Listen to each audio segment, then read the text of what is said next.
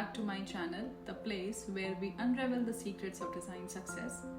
If you are new to this, I am Shraddha and I am a product designer based in London.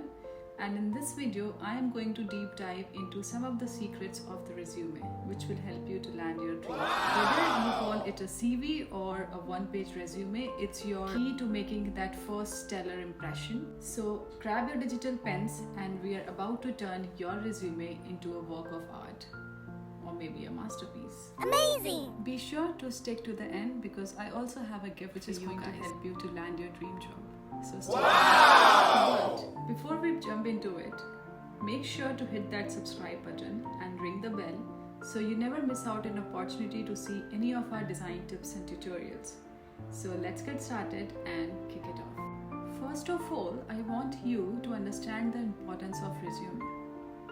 Your resume is the design introduction to the recruiters. It's not just a document, but it's your first design project.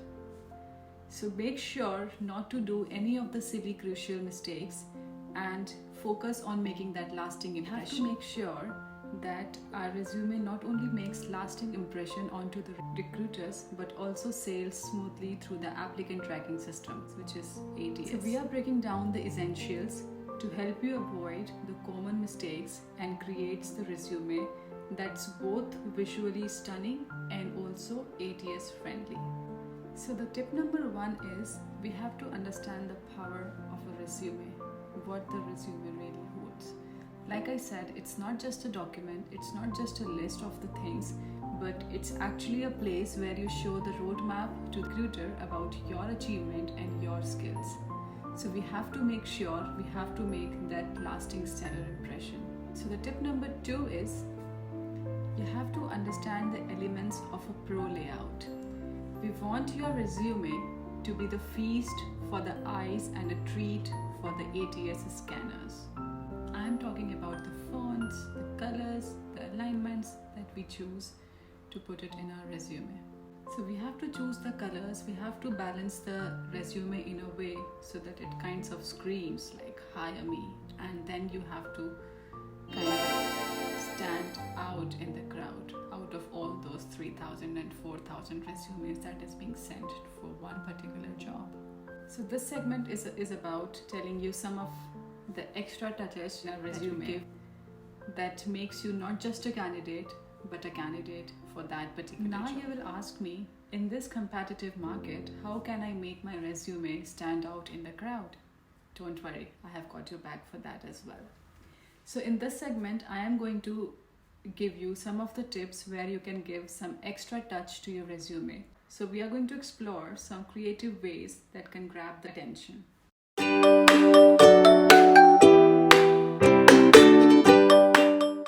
Now you will ask me, which tool should I use to create my resume?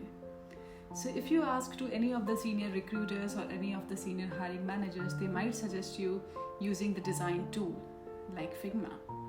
But in my experience, it didn't really work out because there are a lot of companies who are actually using the applicant tracking system. So it's like an AI tool or maybe the AI scanners, they kinds of scans your resume first before it goes to any of the human. So for that, I really suggest you to use one of the humble tool, which is Microsoft Word or Google Docs.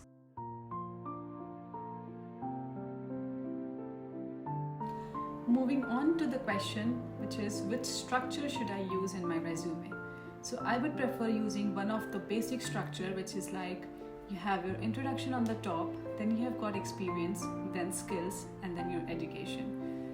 It might end up being in one column, or it can also be done in like two different columns.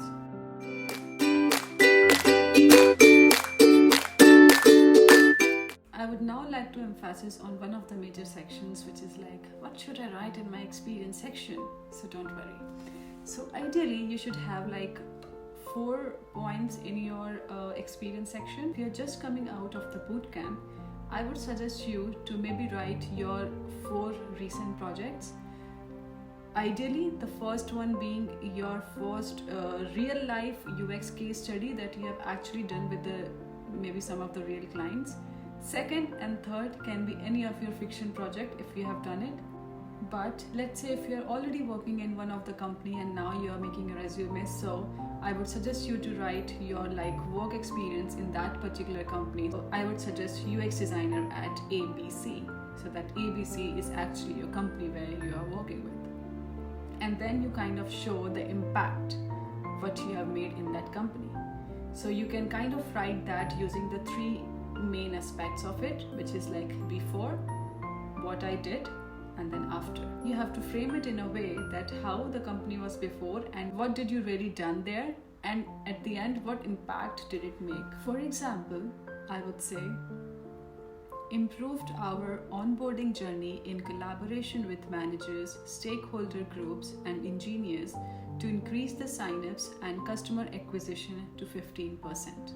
So here it kind of shows that before the onboarding journey wasn't good and you kind of worked on it by collaborating with your managers, with your stakeholders, with your engineers, but at the end it made an impact which actually increased the sign-ups and the customer acquisition to 15%.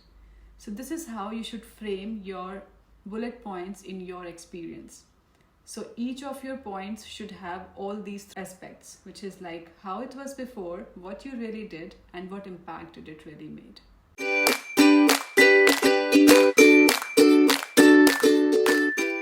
Moving on, if I talk about the skill section, you can literally just copy paste what I'm writing it here. So if you have studied the UX design and you have learned the Figma, then literally you can learn any other design tool in not less than 10 minutes. Also, Figma is one of the prominent tools which is being used in the industry currently. So this is something what I've mentioned here, which is in your technical skills can be Figma. In terms of design and UX, you must be aware with information architecture, journey maps, competitor analysis, prototyping, responsive designs, etc. Make sure you don't fill out your skill sections too much. In terms of collaboration, majority of the companies use agile development. If you feel you have got more skills, feel free to add those skills here. Moving on to the education section, feel free to add your recent bootcamp course that you have done or any of your university did before. Amazing! Your introduction header of the resume should contain your name, your title, your portfolio link, your email link, and your phone number. Make sure that you convert your portfolio link into a hyperlink so that it's easier for the recruiter to go into that particular link just with one simple click. And always add those social media links if they are design related. Wow! Talking about the gift that I mentioned in the first part of the video. So I am giving away the free templates for the ready-made resumes for the Microsoft Word, Google Docs, Amazing! and the Figma as well, which has helped to land my dream job. So if you're looking for it, you can just comment down below your email ID with what version do you really prefer. I'm very much happy to send you out. I'm sure these templates are going to save an hours and days of your time, edit your details, and you're ready to rock in the UI UX world. And it gets you one step closer to your dream job, so where you can start applying right away just by adding the details to these templates. If you don't have time, or maybe you are struggling with from where to start your CV, so I think this template is going to help you, and you can just right away start focusing on your case study or maybe on your portfolio, because this is where you can just accelerate your career path in the UI UX journey. And there you have it, the ultimate guide to crafting the UI UX resume, which is not just a piece of paper, but a piece of the design soul. If you found this journey exciting, give it a thumbs up and let me know your thoughts in the comment section, and don't forget to hit the subscribe button for more design adventures.